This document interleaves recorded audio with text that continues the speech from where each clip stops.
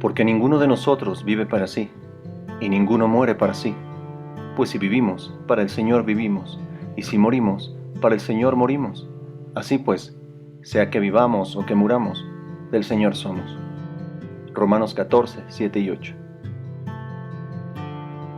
Todo aquel que pretende seguir a Cristo, en algún momento se ha llegado a preguntar, ¿seré capaz de dar mi vida por mi Señor? Pero un hecho es que para llegar a morir por Jesús, antes tenemos que aprender a vivir para Él. Aunque primero, es necesario tener en claro lo siguiente.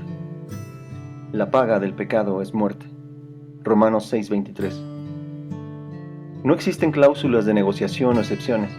La Escritura es tajante en esto. La inevitable consecuencia por haber pecado es la muerte. Pecar es básicamente errar el objetivo, no darle al blanco. Y si el blanco del ser humano es obedecer la voz de su Creador, toda desobediencia a su palabra será contada por pecado. Y la Escritura testifica que todos hemos incurrido en esto de una u otra forma. Por cuanto todos pecaron. Romanos 3:23. Si decimos que no hemos pecado, nos engañamos a nosotros mismos. Primera carta de Juan capítulo 1 versículo 8. Así entonces, podemos afirmar con toda seguridad que por cuanto todos hemos caído en transgresión, nos corresponde su debida consecuencia, la muerte, sin excusas ni justificaciones. Sin embargo, Dios muestra su amor para con nosotros en que siendo pecadores, Cristo murió por nosotros, porque, siendo enemigos, fuimos reconciliados con Dios por la muerte de su Hijo. Romanos 5, versículos 8 y 10. La deuda del pecado es una deuda que exige como pago la muerte, mas en su bondad e infinito amor, el Salvador vino a nosotros para absorber aquella deuda, saldándola con su vida, para que nosotros fuésemos libres de las insufribles consecuencias de nuestros propios pecados. Dicho de otra manera, murió Él para que no muriéramos nosotros. Porque Cristo padeció una sola vez por los pecados, el justo por los injustos, para llevarnos a Dios. Primera carta de Pedro 3:18. La Escritura expresa que hemos sido liberados de una vida vacía, sin sentido ni trascendencia, que se dirigía con prisa a la condenación, pero a un altísimo costo. Sabiendo que fueron rescatados de su vana manera de vivir, mas no con cosas corruptibles como oro o plata, sino con la sangre preciosa de Cristo, como de un cordero sin mancha y sin contaminación. Primera de Pedro 1, 18 y 19. El precio de nuestra libertad fue un precio que no hubiésemos podido pagar nosotros jamás. Entonces, si Cristo ha pagado nuestra deuda de muerte, ¿podemos vivir en libertad? El apóstol Pablo nos explica cómo funciona esto. El amor de Cristo nos constriñe, pensando en esto. Si uno murió por todos, los que viven ya no vivan para sí, sino para aquel que murió y resucitó por ellos.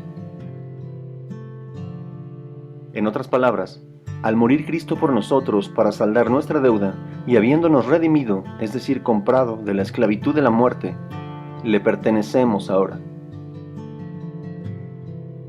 ¿Acaso no sabían que al ser sometidos se vuelven esclavos de aquel a quien obedecen, sea al pecado para muerte o a Dios para justicia? Y siendo libertados del pecado, han pasado a ser siervos de la justicia. Romanos 6, 16 y 18. Dicho en palabras simples, así pues, sea que vivamos o que muramos, del Señor somos. La realidad es que nuestra vida no es una ofrenda que hubiésemos decidido presentarle voluntariamente, como si un regalo, sino que por derecho le pertenece ahora, es decir, estamos obligados a vivir para Él. Si pretendo entonces considerarme como suyo para salvación, debo saber que no tengo más opción que dedicar mi vida por entero a su servicio y para su honra. No anden más como los incrédulos en la vanidad de su mente, teniendo el entendimiento entenebrecido y ajenos a la vida de Dios, por su ignorancia y la dureza de sus corazones. Efesios 4, 17 y 18. El apóstol llama ignorantes y duros de corazón a aquellos que ponen su mente en lo que es superfluo, y nos exhorta a dejar atrás tal estilo de vida, que en su momento también practicábamos. Pero ustedes no han aprendido así de Cristo, si es que en verdad le han oído y por Él han sido enseñados. En cuanto a la pasada manera de vivir, despójense del viejo hombre que ha sido corrompido por los deseos engañosos. Efesios 4, 20 al 22. Pensamientos vanos y deseos engañosos son expresiones que el apóstol usa para referirse a todo aquello en nuestra mente y corazón que nos desvía o a nuestra atención de Dios. De igual manera, el maestro nos enseña que los incrédulos, quienes no son hijos, se angustian por sus necesidades básicas, pero que nosotros, quienes ahora tenemos a Dios por Padre, podemos confiar en que Él conoce nuestras necesidades y que suplirá cada una de ellas conforme su voluntad. Así que no se angustien por qué comerán o qué vestirán, porque los gentiles procuran estas cosas, pero su Padre Celestial sabe que ustedes tienen necesidad de todas ellas. Así que ustedes busquen primeramente el reino de Dios y su justicia, y todas estas cosas les serán añadidas. Mateo 6, 31 al 33. Procurar lo material, incluso lo básico, techo, abrigo, alimento, escuela, trabajo, por sobre el reino de Dios y su justicia, es andar como quien no conoce ni confía en el buen pastor, como quien vive en la vanidad de su mente, manifestando ignorancia e incredulidad y ajeno a la vida de Dios. Porque para mí el vivir es Cristo y el morir es ganancia. Filipenses 1:21. Sin duda, para todo creyente, el momento de partir con su Salvador es el mejor momento que pudiera esperar y experimentar. Sin embargo, nuestro propósito como creyentes va más allá de esperar el regreso del Mesías para habitar con Él en la eternidad. Pero quedar en la carne es más necesario por causa de ustedes. Filipenses 1:24. El apóstol se estaba debatiendo entre partir con su Salvador o permanecer con la iglesia, y nos enseña, con su resolución, el parámetro para tomar cada una de nuestras decisiones. Siendo que lo uno le resultaba de gozo y beneficio propio, y lo otro muy probablemente todo lo contrario, decidió inclinarse por lo segundo. Así pues, como creyentes, precisamos vivir al servicio de Cristo y para beneficio de su iglesia el resto de nuestras vidas. Una idea que sutilmente hemos adoptado como señal para tomar nuestras decisiones es: si Dios ha puesto los medios, es porque Él lo aprueba. Pero Dios nos advierte de tener cuidado con las señales, pues en ocasiones llegaría a probarnos precisamente con ellas para conocer nuestra fidelidad. No toda oportunidad que se nos presente debe hacernos suponer que Dios quiere que la aprovechemos, sino que, en ocasiones, nos será presentada para que aprendamos a discernir y rechazar todo aquello que afecte nuestro compromiso de servirle y a su iglesia. La ocasión para fallar a Dios suele ser tan sutil que puede pasar desapercibida. Después de todo, el alcohólico no se volvió alcohólico de la noche a la mañana, sino gradualmente, como ocurre prácticamente con cualquier otro error que nos va alejando poco a poco de Dios sin darnos cuenta. El Señor fue su único guía. Con Él no hubo Dios extraño. Les hizo subir sobre las alturas de la tierra, les alimentó con los frutos del campo y les concedió miel de la peña y aceite del duro pedernal. Pero se saciaron y tiraron coces, engordaron, se cubrieron de grasa. Entonces abandonaron al Dios que les creó, menospreciaron la roca de su salvación. Deuteronomio 32, versos 12, 13 y 15. Dejar de servir a Dios por haber conseguido una promoción laboral o un mejor empleo, por ocuparnos de las necesidades básicas del hogar o familiares, al grado de quitar tiempo a nuestra búsqueda de Dios en la lectura bíblica y la oración, por ejemplo, u ocupar nuestra vida, que le corresponde ahora a nuestro Salvador, para atender nuestros asuntos económicos, académicos, personales o profesionales, cualesquiera que estos sean y por necesarios que nos parezcan, es abandonar a Dios después de haber sido bendecidos por Él. Ahora, si bien es cierto que muchas de estas situaciones no son malas en sí mismas, y algunas de ellas hasta beneficiosas, un hecho innegable es que resultan vanas cuando las comparamos con la verdadera necesidad de todo ser humano, que es conocer a Dios. Pero Marta se preocupaba con muchos quehaceres, y acercándose dijo: Señor, ¿no te da cuidado que mi hermana me deje servir sola? Dile pues que me ayude. Respondiendo Jesús, le dijo: Marta, Marta, afanada y turbada estás con muchas cosas, pero solo una cosa es necesaria, y María ha escogido la buena parte, la cual no le será quitada. Lucas 10, 40 al 42.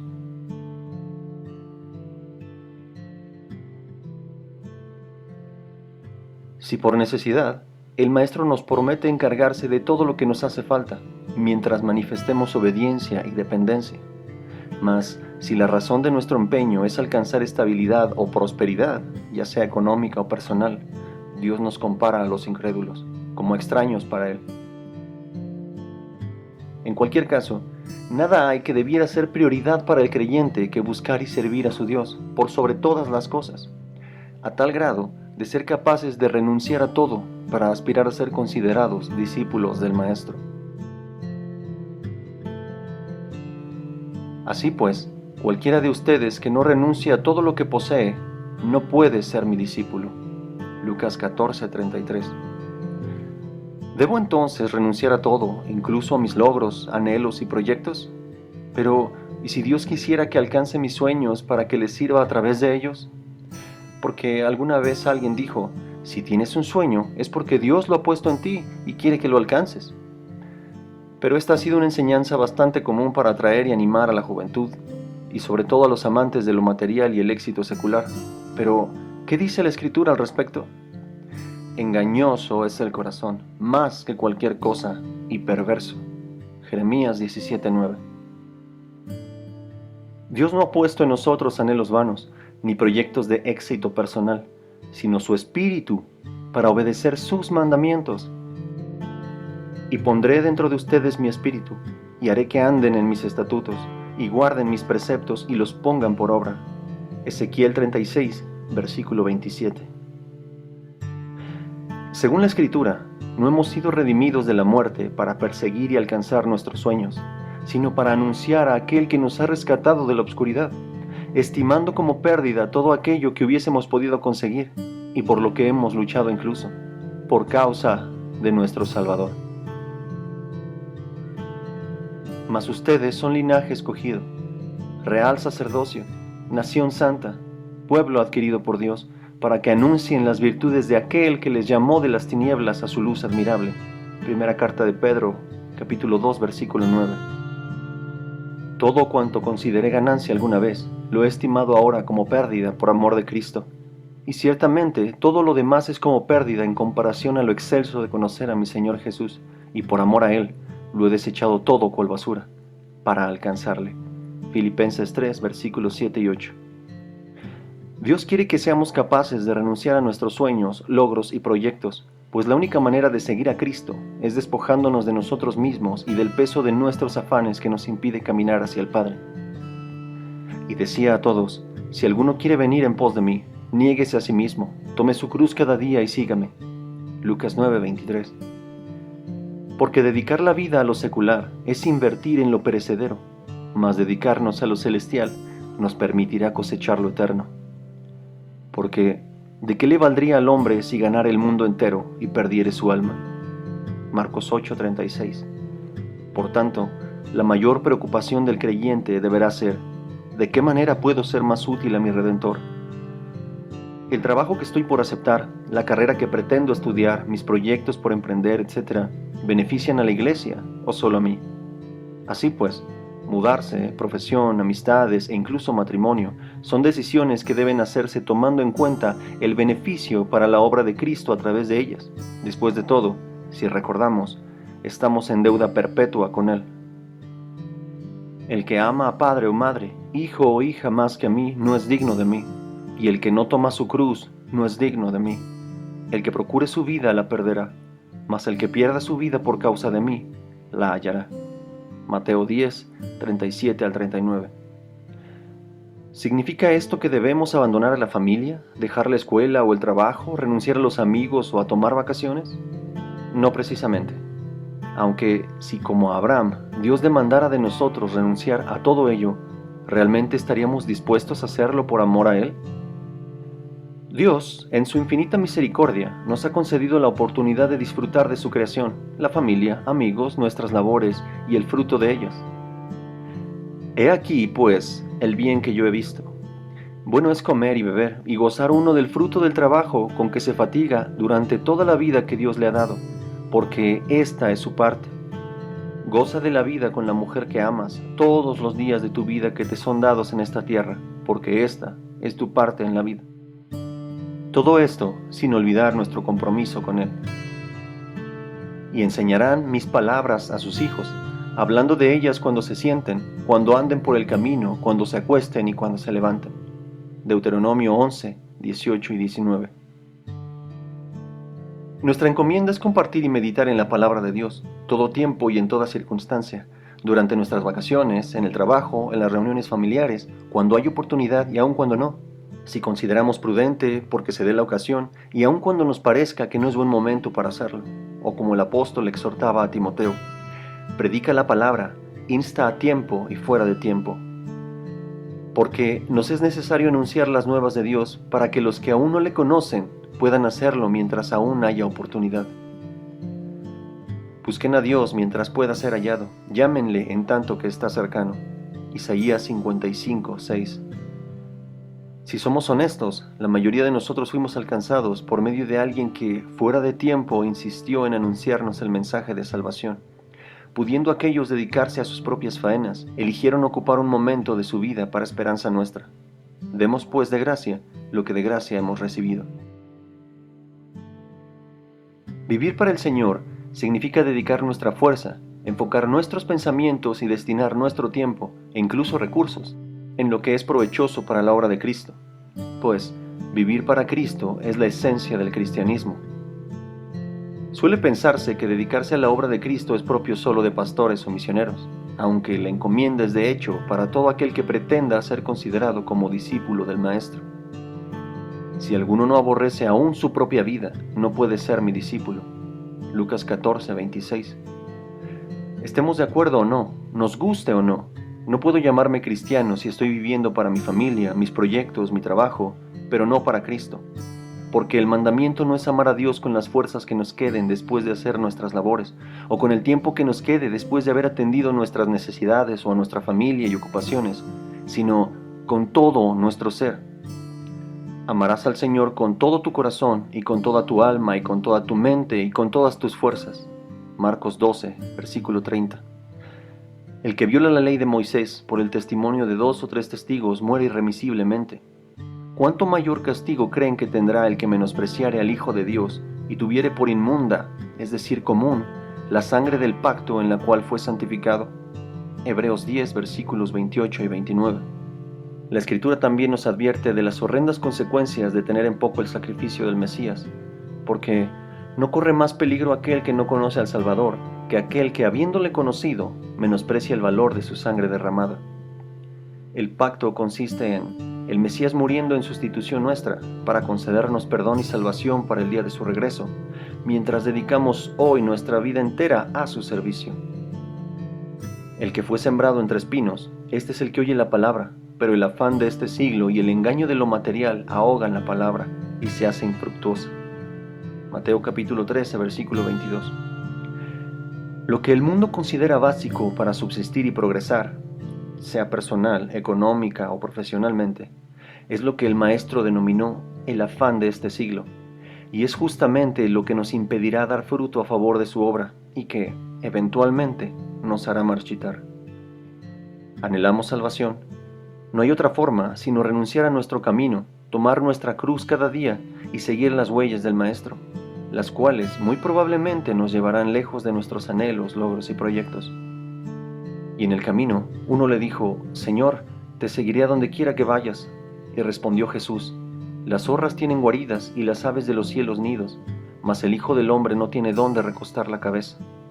Y dijo a otro: Sígueme. Aquel respondió: Señor, déjame que primero vaya y entierre a mi padre. Jesús le dijo: Deja que los muertos entierren a sus muertos, y tú ve y anuncia el reino de Dios. Entonces también dijo otro: Te seguiré, Señor, pero déjame que me despida primero de los que están en mi casa. Y Jesús le respondió: Ninguno que poniendo su mano en el arado mira hacia atrás es apto para el reino de Dios. Lucas 9, versículos 57 al 62. Si no he logrado comprender que llegará el día en que no será suficiente cuánto conocimiento he adquirido, o a cuántos invité a la iglesia, mis abundantes ofrendas, o a cuántas veladas de oración o campañas de evangelismo asistí, o mi ministerio, dones o talentos, porque el Salvador habrá vuelto por solo aquellos que no estimaron más sus propias vidas, sea carrera, empleo, escuela, proyectos, anhelo, familia, logros y pertenencias, que el sacrificio que les concedió perdón y esperanza. por aquellos que no tuvieron a su Redentor como algo secundario, después de sus asuntos personales, por aquellos que pasaron más tiempo pensando cómo edificar a la iglesia que en su propia prosperidad o estabilidad económica, por aquellos que estuvieron dispuestos a dejarlo todo por seguirle, aquellos que vivieron cada día sin excusas para su Redentor, porque el resto solo escuchará de la boca del Señor: nunca os conocí.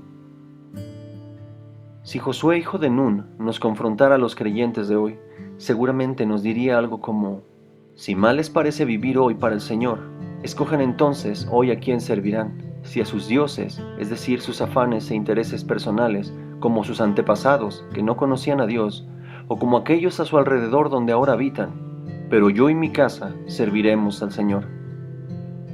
Aquel que vive para Cristo, morirá para Cristo, y por Cristo resucitará para vida eterna. El que vive para sí mismo, morirá para sí, y para sí conseguirá condenación y lamento. Amén.